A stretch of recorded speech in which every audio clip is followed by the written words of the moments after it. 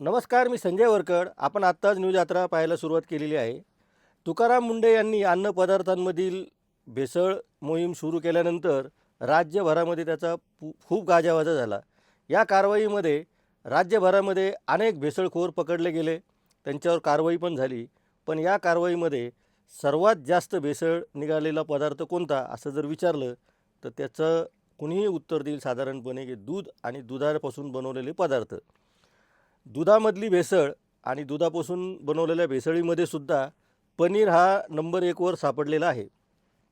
आपण विचार करा, आपण हॉटेलमध्ये गेल्यानंतर हॉटेलच्या मेनूवर सर्वात आधी पदार्थ कुठला लिहिलेला असतो, तो पनीरचाच लिहिलेला असतो. आपण वेटरला जर ऑर्डर दिली किंवा त्याला विचारलं की तुमच्याकडं काय काय आहे, तर तो पनीरच्या 4, 5, 6, 7, 8, 10, 15 भाज्या सांगतो आणि पनीरपासून तो सुरुवात करतो. कोणत्याही लग्नामध्ये साधारणपणे शहरातील अनेक लग्नांमध्ये पनीरची एक भाजी, एक पदार्थ असतोच. पनीर हे खरं तर प्रोटीनयुक्त मानलं जातं, पण या भेसळयुक्त पनीरमुळं अनेकांचं आरोग्य धोक्यात येत आहे.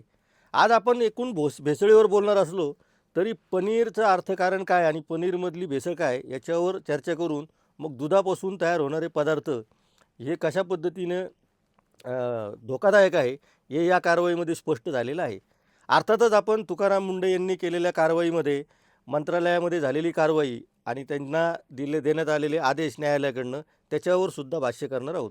पण ते सर्वात शेवटी, कारण मूळ मुद्दा हा आहे की लोकांचं आरोग्य महत्त्वाचं आहे आणि त्या आरोग्यासाठी झटणाऱ्या अधिकाऱ्याला लोकांनी मनातून पाठिंबा दिलेला आहे, पण ते एकटे पडत आहेत का हा सुद्धा विचार करण्याची आत्ता वेळ आलेली आहे. दूध हा असा पदार्थ आहे की जो प्रत्येकाच्या घरामध्ये साधारणपणे रोज वापरला जातो. रोज आपल्या शरीरामध्ये दूध हे जातं म्हणजे जातंच. म्हणजे चहा घ्यायचा असेल तरी दूध लागतं, हे काही फार मोठी गोष्ट मी सांगत नाही आहे. पण थोडक्यात सांगायचं काय की दूध आपण रोज असा पदार्थ आहे की त्याला साधारणपणे रोज आपल्याला दूध हे शरीरामध्ये घ्यावंच लागतं. त्यामुळं दुधामधील भेसळ ही सर्वात धोकादायक आहे. आणि मी जसं सांगितलं की पनीरचं अर्थकारण जे आहे की दुधाचा भाव किमान 40 रुपये लिटर जरी धरला आपण, खरं तर सरकारी भाव काही वर्षांपूर्वी 35 रुपये लिटर असाच होता. तर 5 लिटर दुधाला साधारणपणे 200 रुपये लागतात आणि 1 किलो पनीर हे बनवायला 5 लिटर दूध लागतं. साधारणपणे 200 रुपये लिटराचं दूध आपण जेव्हा आटवतो किंवा त्याच्यावर प्रक्रिया करतो, त्याची फार सायंटिफिक प्रक्रिया आहे, त्याला नासवलं जातं वगैरे, त्याच्यात आपल्याला जायचं नाही. पण थोडक्यात काय की 1 किलो पनीर तयार करायला 5 लिटर दूध जर लागत असेल तर त्याला 200 रुपये मोजावे लागतात. हा त्याच्यातला सोपा आणि साधा भाग आहे. मग 200 रुपये दुधाचं पनीर तुम्हाला 200च रुपयाला कसं मिळतं, हा साधा प्रश्न आपल्याला पडत नाही. इतकी वर्षे आपण हे पनीर बिनदिक्कीतपणे हॉटेलमध्ये ऑर्डर करत होतो, खात होतो, घरातल्या कार्यक्रमामध्ये सुद्धा पनीरचे पदार्थ बनवत होतो आणि आपण एका धोक्याला निमंत्रण देत होतो. हे तुकाराम मुंढेंच्या कारवाईनंतर आता अधोरेखितही झालेलं आहे आणि लोकांच्या मनामनामध्ये जाऊन बसलेलं आहे. त्यामुळे बाजारातून आता भेसळयुक्त पनीर तुर्तास तरी गायब झालेलं आहे. मुळामध्ये पनीर हे अग्रस्थानी सर्व पदार्थांना मागं टाकून नंबर 1 वर आलेलं आहे, हा या सगळ्या पाहणीचा निष्कर्ष आहे. पण मिठाईमध्ये होणारी भेसळ असेल, क्रीममध्ये होणारी भेसळ असेल, चीज बटरमध्ये होणारी भेसळ असेल, ती वेगळीच आहे. त्यांच्यावर सुद्धा कारवाई झालेली आहे. त्यामुळं सर्वात जास्त साठा जर कुठं सापडलेला असेल तर तो संभाजीनगर जिल्ह्यामध्ये तब्बल 950 किलो म्हणजे जवळपास 1 टन साठा हा सापडलेला आहे आणि त्यामध्येही पनीरच पहिल्या क्रमांकावर आहे. इथून पुढं पनीरच्या बाबतीमध्ये सगळ्यांनी काळजी घेण्याची गरज आलेली आहे. आपण रोज राजकीय विषयावर बोलतच असतो, पण आज मी मुद्दाम हा विषय घेतला की तुकाराम मुंढे यांनी सुरू केलेल्या कारवाईमध्ये किमान महाराष्ट्रामध्ये पनीरसारखा भेसळयुक्त पदार्थ त्याची तपासणी घेताना काळजी जर ग्राहकांनी घेतली तर मुंडेंना आपण कुठंतरी खालच्या स्तरावर सुद्धा सपोर्ट करतो आहोत असा त्याचा अर्थ होईल. अन्यथा मुंडे सगळ्यांच्या काचाट्यात अडकलेले आहे, ते आपण बघितलेलं आहे. त्यांच्या काही अधिकाऱ्यांनी मंत्रालयातील कॅन्टीन स्वच्छ असल्याचा निर्वाळा दिल्यानंतर न्यायालयाने याच्यामध्ये हस्तक्षेप करण्याचंही कारण होतं की एका प्रकरणामध्ये एका हॉटेलवर झालेल्या हॉटेल मालकाने या मंत्रालयातील कॅन्टीनची तपासणी का केली जात नाही असं एक प्रश्न उपस्थित केला आणि मग कोर्टाने एक पथक नेमून मंत्रालयातली कॅन्टीन तपासली आणि तीसुद्धा प्रचंड अस्वच्छ अशी आढळून आलेली आहे. खरं तर राज्यभरामध्ये ही भेसळयुक्त कारवाई होताना आपले राजकीय नेते झोपलेले होतेत का? त्यांच्या दिव्याखाली अंधार होता हे त्यांना कळालेलं नव्हतं का? आपल्याला भेटायला येणारे लोकं आणि आपण स्वतः त्यांच्यापैकी काही आमदारसुद्धा ह्या सगळ्या कॅन्टीनचा अन्नाचा वापर करत असतील. ज्यांना आपली कॅन्टीन सुधारता येत नाही ते राज्य काय सुधारणार? असा एक प्रश्न निर्माण झालेला आहे. तुकाराम मुंडे या कारवाईमध्ये थोडेसे अडकले असं लोकांचं मत होतं.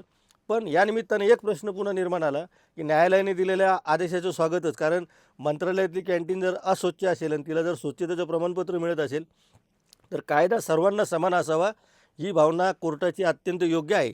त्याच न्यायाने आमच्या न्यूजयात्राचा एक सवाल आहे, की राज्यभरातील जे कोर्ट आहेत, राज्यभरातील जे न्यायालय आहेत, न्यायालयाच्या कॅन्टीनमध्ये कशा पद्धतीनं कारभार चालतो याच्यासाठी सुद्धा आता न्यायालयानेच पुढाकार घेण्याची गरज आहे. कारण सगळीकडे काही तुकाराम मुंडे कारवाई करतील, सगळ्या सगळ्या एका रात्रीमध्ये जादूची कांडी फिरवतील अशी काही गोष्ट नाही.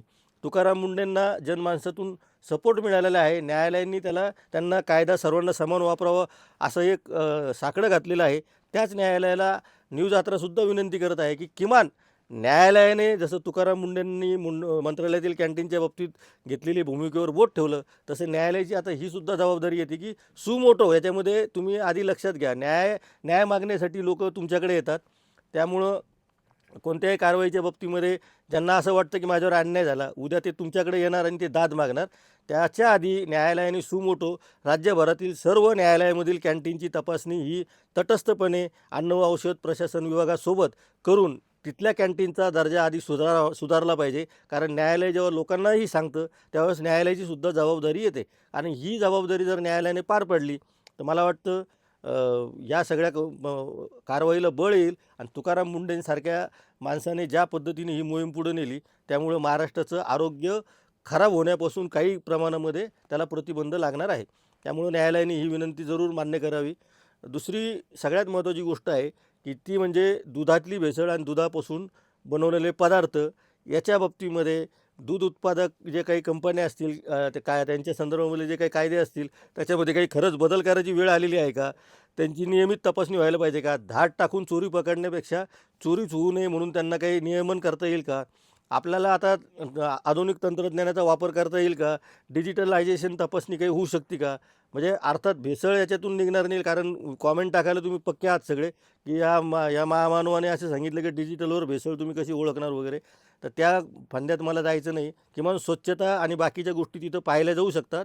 भेसळ पकडण्यासाठी प्रत्यक्ष अन्न पदार्थाची तपासणीच करावी लागणार आहे. त्यामुळे या सगळ्या कारवाया करण्यासाठी कोर्टाने सुद्धा तुकाराम मुंडेंना आता साथ द्यावी असं सगळ्यांना वाटत आहे. त्यामुळे कोर्टाने आधी आपल्या न्यायालयाच्या परिसरातील कॅन्टीन जर सुधारल्या तर महाराष्ट्रातील इतर कारवाई करायला तुकाराम मुंडेंना पुन्हा बळ येईल आणि ते धडाकेबाज कारवाई पुढे करत राहतील. लोकांनी सुद्धा त्यांना अशाच पद्धतीनं पाठबळ दिलं तर तुकाराम मुंडे त्यांचा कार्यकाळ या पदावरचा पूर्ण करतील आणि महाराष्ट्रामध्ये काही बदल घडेल अशी अपेक्षा आहे.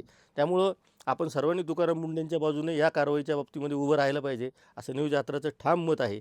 न्यूजयात्रावर आपण असेच विषय वेळोवेळी घेत असतो. त्यामुळं आपण पाहत राहा न्यूजयात्रा हे आहे आपलं चॅनल.